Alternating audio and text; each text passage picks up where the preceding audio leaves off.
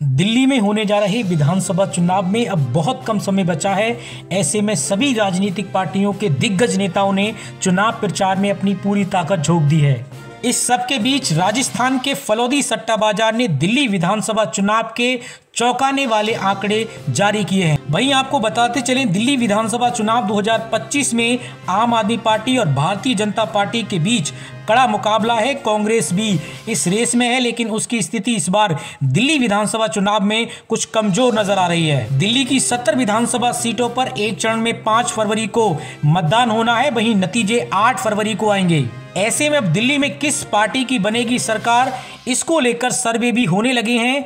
कईयों के मन में ये सवाल है कि 10 सालों की एंटी इनकम्बेंसी के बाद आम आदमी पार्टी सत्ता में बनी रहेगी या फिर भारतीय जनता पार्टी कुछ महीने पहले पड़ोसी राज्य हरियाणा में अपनी चौंकाने वाली जीत के बाद पहली बार दिल्ली में चुनाव जीत पाएगी। तो आइए राजस्थान के फलौदी सट्टा बाजार के आंकड़े बताने से पहले आपको बता दें, 2015 और 2020 के चुनाव नतीजों की अगर बात करें तो दिल्ली की कुल 70 विधानसभा सीटों में से 2015 में हुए चुनाव में 67 सीटों पर आम आदमी पार्टी ने प्रचंड जीत हासिल की थी। वहीं भारतीय जनता पार्टी को 3 सीटें मिली थी और कांग्रेस पार्टी जो कि 3 बार से दिल्ली की सत्ता पर काबिज थी, 0 सीट मिली थी। वहीं अन्य के खाते में भी कोई भी सीट नहीं गई थी। इसके अलावा 2020 में हुए विधानसभा चुनाव के नतीजों की अगर बात करें तो आम आदमी पार्टी दूसरी बार प्रचंड जीत के साथ यानी 62 सीटें दूसरी बार भी हासिल की थी। इसके अलावा बीजेपी ने यानी भारतीय जनता पार्टी को यहां पर 8 सीटें मिली थी और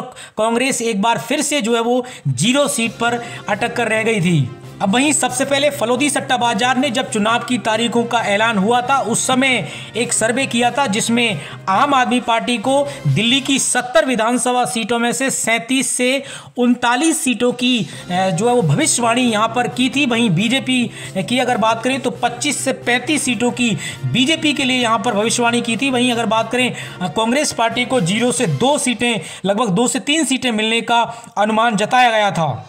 फिलहाल अब जैसे जैसे चुनाव करीब आ रहा है, समीकरण में भी बदलाव देखने को मिल रहा है। जिस तरीके की तमाम पार्टियां चुनावी लोभ लुभाने वादे कर रही हैं, उससे जनता किस तरफ जो है किस करवट ऊंट बैठता है, ये तो आने वाले 5 तारीख को जब वोटिंग होगी उसके बाद जब नतीजे आएंगे 8 फरवरी के लिए, तभी स्थिति साफ हो पाएगी। लेकिन फलौदी सट्टा बाजार के जो फिलहाल के ताज़ा आंकड़े हैं उनकी अगर बात करें, अपने आंकड़ों में तब्दीली की है, यानी संशोधित ताज़ा आंकड़े जारी किए हैं, जिसमें आम आदमी पार्टी को 70 सीटों में से 39 से 41 सीटें पर बढ़त कहीं ना कहीं मिलती हुई यहां पर नजर आ रही है। भविष्यवाणी जो है वो फलौदी सट्टा बाजार की है।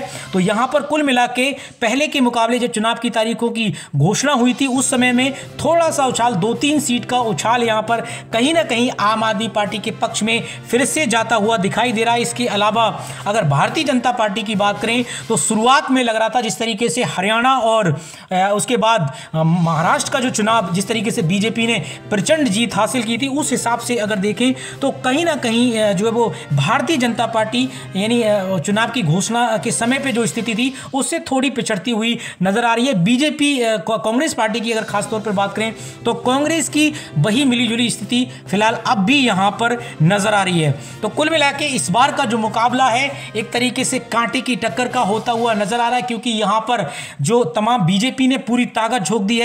चाहे वो सबसे ज़्यादा बीजेपी की अगर हम लोग खास तौर पे बात करें तो बीजेपी ने अपने स्टार प्रचारक, चाहे वो उत्तर प्रदेश के मुख्यमंत्री योगी आदित्यनाथ हो, इसके अलावा अमित शाह हो, इसके अलावा जेपी नड्डा और तमाम साथ ही पीएम नरेंद्र मोदी और तमाम वरिष्ठ नेता हैं, पूरी ताकत झोंक दी है। हर संभव कोशिश कर रहे हैं कि इस बार 27 साल के बाद एक बार फिर से कहीं ना कहीं जो है वो यहाँ पर भारतीय जनता पार्टी दिल्ली की सत्ता पर वापसी करे। लेकिन यहाँ पर इस बार भी चुनाव काफ़ी जो है कि केजरीवाल खासकर अगर बात करें छोटे वोटर्स की, वो कहीं ना कहीं अभी भी केजरीवाल के साथ जो वो दिखाई दे रहा है। अब लोभ लुभाने जो वादे हैं वो किसकी तरफ जो है वो जनता किस पर विश्वास करती है, यहाँ पर ये सबसे अहम होगा।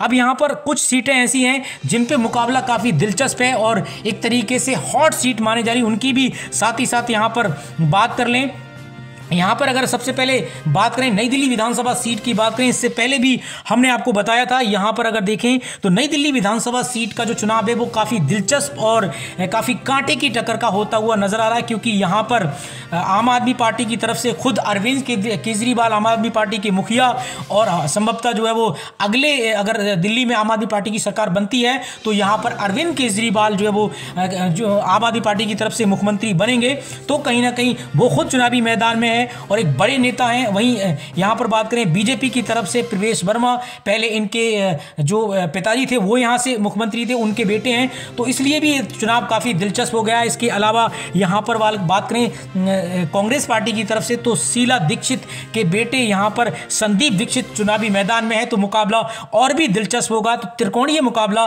कहीं ना कहीं यहां पर होने की संभावना है। अगर थोड़ा बहुत इधर से उधर होता है तो कहीं ना कहीं ये आम आदमी पार्टी के अरविंद केजरीवाल के लिए एक बड़ी चुनौती यहां पर बन सकती है। इसके अलावा आगे बात करें जंगपुरा विधानसभा सीट की, तो क्योंकि मनोज सिसोदिया जो है वो यहां से चुनावी मैदान में है, इस वजह से भी ये सीट जो है वो काफ़ी हॉट सीट मानी जा रही है। पड़पड़गंज विधानसभा सीट से अवध ओझा के को यहां से कैंडिडेट बनाया, उसके बाद वो सीट छोड़ करके यहां पर जो है मनोज सिसोदिया आए हैं, तो उस लिहाज से ये सीट काफ़ी मायने रखने वाली है और हॉट सीट कहीं ना कहीं ये मानी जा रही है। यहाँ पर बीजेपी की तरफ से सरदार तरविंदर सिंह जो है वो चुनावी मैदान में है, वहीं कांग्रेस पार्टी ने फरहद सूरी को चुनावी मैदान में यहां पर चुनावी मैदान में उतारा है। तो यहां पर भी मुकाबला काफी दिलचस्प है मनोज सिसोदिया के लिए, क्योंकि ये नई सीट है, उस लिहाज से भी कहीं ना कहीं एक बड़ी चुनौती कहीं ना कहीं आम आदमी पार्टी और खासकर मनोज सिसोदिया के लिए यहां पर बनती हुई नजर आ रही है।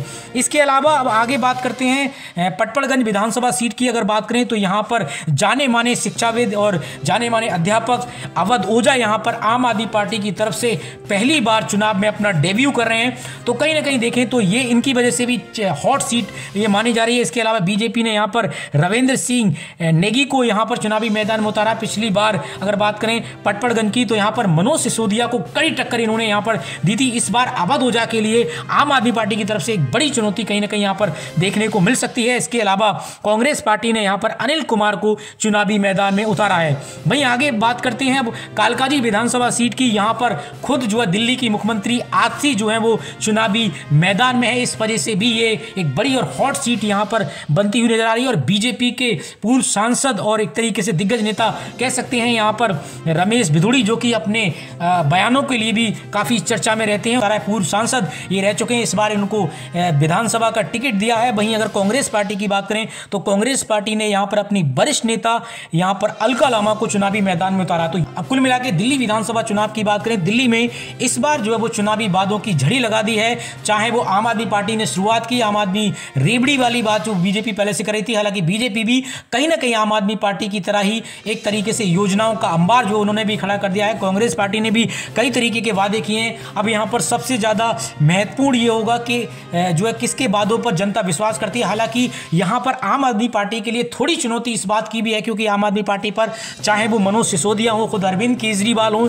इसके अलावा संजय सिंह हो, कई भ्रष्टाचार के जो वो आरोप लगे हैं। अब जनता के, क्योंकि अरविंद केजरीवाल बार बार ईमानदारी की बात करते हैं, क्या जनता उनको ईमानदार समझती है? अगर अरविंद केजरीवाल को कहीं ना कहीं दिल्ली की जनता इस बार भी ईमानदार समझती है तो यहाँ पर भी कहीं ना कहीं आम आदमी पार्टी के लिए जीतना काफ़ी आसान होगा और बीजेपी के लिए फिर से एक बड़ी चुनौती यहाँ पर बनती हुई नजर आ रही है। और यहाँ पर एक तीसरा पॉइंट यहाँ पर सबसे इंपॉर्टेंट है, वो ये है कि अगर यहाँ पर कांग्रेस पार्टी थोड़ा सा वोट परसेंटेज ज़्यादा ले लेती है तो यहाँ पर जरूर कहीं ना कहीं जो है वो आम आदमी पार्टी के लिए एक बड़ी चुनौती बन सकती है। फिलहाल 5 फरवरी को जब यहाँ पर वोटिंग होगी, उसके बाद नतीजे 8 फरवरी को आएंगे, तभी तस्वीर साफ हो पाएगी। इसी तरीके की देश और दुनिया की खबरों के लिए आप AK सोच न्यूज़ के साथ जुड़े रहिए। और आपको क्या लगता है कि इस बार 5 फरवरी को और 8 फरवरी को जो नतीजे आएंगे उसमें किस पार्टी की दिल्ली में सरकार बनने जा रही है?